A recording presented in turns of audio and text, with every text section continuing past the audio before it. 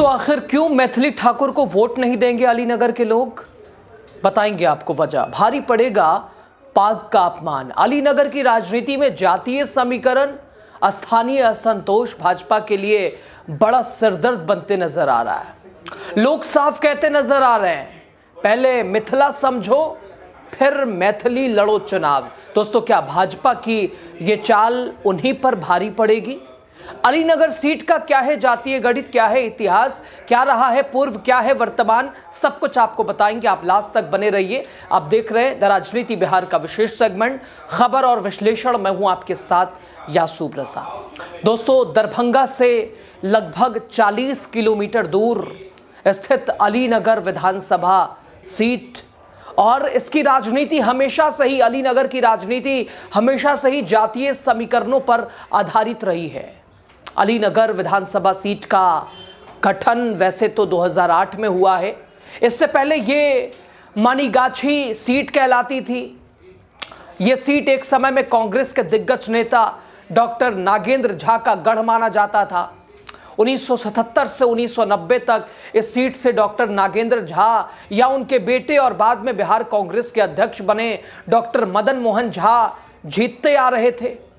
लेकिन मंडल कमीशन की लहरों में कांग्रेस पूरे मिथिला क्षेत्र से बिल्कुल एक झटके में सिमट गई और मनीगाछी सीट से राजद के ललित कुमार यादव ने अपना परचम लहरा दिया। यानी वो MY समीकरण, मुस्लिम यादव समीकरण ने दम दिखाया और 3 बार यहां से विधायक बने।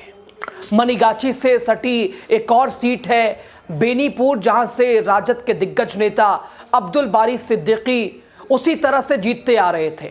लेकिन दोस्तों, जीतने के बावजूद चुनाव दर चुनाव ललित कुमार यादव और सिद्दीकी दोनों का समर्थन कम हो गया और इसी बात के भय से 2008 में सीटों का जब डिलिमिटेशन हुआ, परिसीमन हुआ, तो प्रभावशाली नेता अपने अपने ढंग से अपने सीटों पर जातीय समीकरणों को मजबूत करने के जुगाड़ में लग गए। नतीजा ये हुआ कि मनीगाछी विधानसभा का आधा हिस्सा दरभंगा ग्रामीण सीट में मिल गया और इधर दूसरी तरफ आधे हिस्से के लिए एक नई सीट जो कि अलीनगर बना दी गई। लगभग अलीनगर सीट 2008 में परिसीमन के बाद ये विधानसभा बनी। 25% ब्राह्मण, 23% मुस्लिम वोटर इस सीट की जीत हार तय करते आ रहे हैं। जीत की कुंजी, हार का जो भी रुख है, यही तय करते हैं। यहाँ 3 प्रखंड बने जब अलीनगर विधानसभा बना, जिसमें तारडी और इसके अलावा अलीनगर और खुद घनश्यामपुर। 2008 में परिसीमन के बाद इस सीट पर 2010 में चुनाव हुए थे। 2010 और 2015 में राजद के अब्दुल बारी सिद्दीकी ने यहाँ से चुनाव जीता। 2020 में एनडीए के सहयोगी रही VIP के टिकट पर मिश्री लाल यादव ने RJD के विनोद मिश्रा को हराया और जीत का अंतर सिर्फ 3000 था। और मार्च 2022 में मिश्री लाल यादव BJP में शामिल हो गए और जब VIP एनडीए छोड़कर महागठबंधन का हिस्सा बन गई, तब यहां से जो विधायक थे VIP के, उन्होंने भारतीय जनता पार्टी का दामन थाम लिया। हालांकि इनके ऊपर भी कई विवाद, जेल तक जाने की नौबत आई और भारतीय जनता पार्टी की नाराजगी भी नजर आई। भारतीय जनता पार्टी ने, यानी सिचुएशन ऐसी रही, टिकट नहीं दिया, इन्होंने भी पार्टी से बगावत कर ली और पार्टी ने अलीनगर से एक लोक गायिका जो कि सुरों की महारानी कही जाने वाली, मंचों पर अपने गानों से लोगों के दिलों में अपनी जगह बनाने वाली मैथिली ठाकुर को एक विधायक, भारतीय जनता पार्टी का सिटिंग विधायक, उसका टिकट काट के मैथिली ठाकुर को फिलहाल यहां से ticket Bharatiya Janata party NDA ने दिया है। उनके सामने RJD के विनोद मिश्रा है, पिछले चुनाव में जिन्हें हार का सामना करना पड़ा था। हालांकि अंतर बड़ा करीबी था, 3000 वोट से ही हारे थे VIP के प्रत्याशी से। और वहीं जबकि अन्य दलों से भी यहां कुल 7 उम्मीदवार मैदान में हैं। मैथिली ठाकुर के अलावा यहां 7 प्रत्याशी, जिसमें जनसुराज, इसके अलावा आम आदमी पार्टी और भी दल शामिल है। 7 कैंडिडेट यहां टोटल है मैथिली ठाकुर के अलावा। स्थानीय लोगों का मानना है कि मैथिली ठाकुर यहां बाहरी उम्मीदवार है। उन्हें मिथिला के बारे में कुछ पता नहीं है, मिथिला का मन नहीं पता है, मिथिला की समस्याओं को समझने में उन्हें वक्त लगेगा, समय लगेगा, मिथिला को वो समझती नहीं है। दोस्तों, भारतीय जनता पार्टी ने यहां एक तिकड़म चला है मैथिली ठाकुर को चुनावी मैदान में उतार के।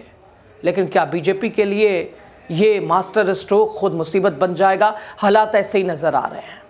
एक स्थानीय निवासी का कहना है कि मैथिली पहले मिथिला को समझ ले, पहले मिथिला की संस्कृति, मिथिला की समस्याओं को समझ ले, फिर राजनीति करें। कई लोग तो ये कह रहे हैं कि भाई क्या फ़ायदा चुनाव तुम्हें जिताने से, तुम्हें तो गाना है, तो आज वहाँ जाओगी, कल वहाँ जाओगी, परसों वहाँ जाओगी, क्षेत्र में कहाँ रहोगे आप? दिल्ली रहना होता है। वैसे मिथिला की शिक्षा दोस्तों दिल्ली रह के हुई, दिल्ली ही वो रहना उनका होता था। लोग ये भी कह रहे हैं कि दिल्ली ही लौट जाना है, तो यहाँ से क्यों ही चुनाव तुम्हें जिताना। अलीनगर के लोगों में नाराज़गी का कारण सिर्फ बाहरी उम्मीदवार होना भी नहीं है दोस्तों, क्योंकि हाल ही में मैथिली ठाकुर का एक वीडियो सोशल मीडिया पे बड़ी तेज़ी से वायरल हुआ, जिसमें वो पाग में मखाना रखकर, आपने देखा होगा, गाड़ी में खा रही थी। उसके बाद उन्होंने बहुत सारी सफाइयाँ भी दी और किसी ने कहा भाई गजब झूठ बोल रही हैं। खैर भारतीय जनता पार्टी में आ गई हैं तो झूठ तो सच ही लगता है, सच ही झूठ लगता है। खैर ये कदम मिथिला संस्कृति के संवेदनशील पक्ष की एक तरह से उसे चोट पहुँचाता नजर आया, क्योंकि ये पाग दोस्तों मिथिला की संस्कृति माना जाता है, जो सर पे पहना जाता है पगड़ी के तौर पे। लोगों का साफ कहना, पाग मिथिला की शान है, पहचान है, सम्मान है, और ये व्यवहार अपमानजनक था। मैथिली ठाकुर का ये कदम, उस पाग में, उस पगड़ी में मखाना रख के ऐसे कैसे उन्होंने भर लिया, फिर क्या उन्होंने सफाई दी, तर्क दिया, आप सबने देखा। और तो और मिथिला के हाथ को मजबूत करने, समर्थन जुटाने भारतीय जनता पार्टी के उत्तर प्रदेश के विधायक कैतिकी सिंह आती हैं प्रचार के लिए। उन्होंने पाग को हाथ में उठाकर कहा, लोगों से पूछा ये क्या है बताइए।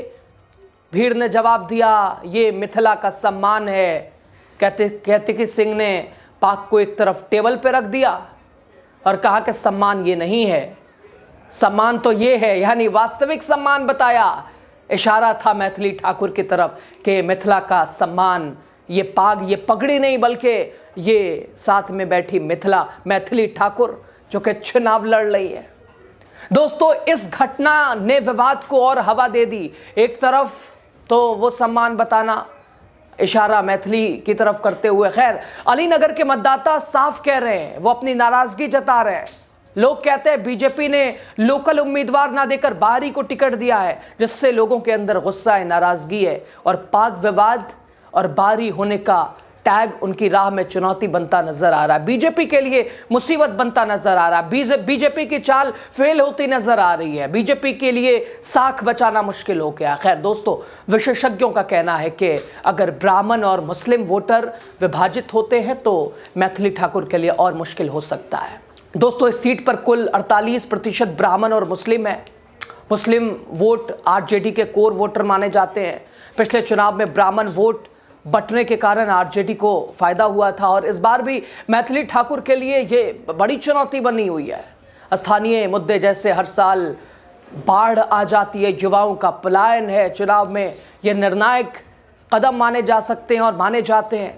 विशेषज्ञ मानते हैं दोस्तों कि मिथिला की संस्कृति, संवेदनशीलता का अनादर करना भी एक तरह से वोटों पर असर डाल सकती है। खैर अलीनगर विधानसभा सीट इस बार सिर्फ राजनीतिक ही नहीं बल्कि सांस्कृतिक विवाद की भी गवाह बन रही है। मैथिली ठाकुर को बाहरी उम्मीदवार और पाग वो पगड़ी विवाद का सामना करना पड़ रहा है, जिस वजह से मैथिली गो बैक के नारे लग रहे हैं, जो कि बीजेपी के सामने, जो बीजेपी का स्टार प्रचारक आता है मैथिली के पक्ष में मतदान करने, वो उल्टा पड़ जा रहा है। जबकि आरजेडी के विनोद मिश्रा की कोर वोटर शक्ति मजबूत बनी हुई है। खैर देखना ये 6 नवंबर को जब मतदान होगा, वोटिंग में मतदान किस ओर जाता है, सरकार बनाने का किसे मौका मिलता है, अलीनगर की जनता किसे स्वीकार करती है, मैथिली के लिए क्या ये कदम अपने पैर पे कुल्हाड़ी मारने जैसा होगा, आने वाला समय बताएगा। इस सीट को लेकर आप क्या कहते हैं? अब्दुल बारी सिद्दीकी भी लगातार इस सीट पर मैथिली को लेकर टारगेट करते नजर आ रहे हैं, चूंकि परंपरागत सीट ये उन्हीं की रही। आप क्या कहते हैं इस सीट को लेकर? अपनी राय कमेंट के जरिए जरूर दीजिएगा, वीडियो शेयर कीजिएगा और भी चैनल को सब्सक्राइब करते हुए सलाह जरूर दे दीजिएगा।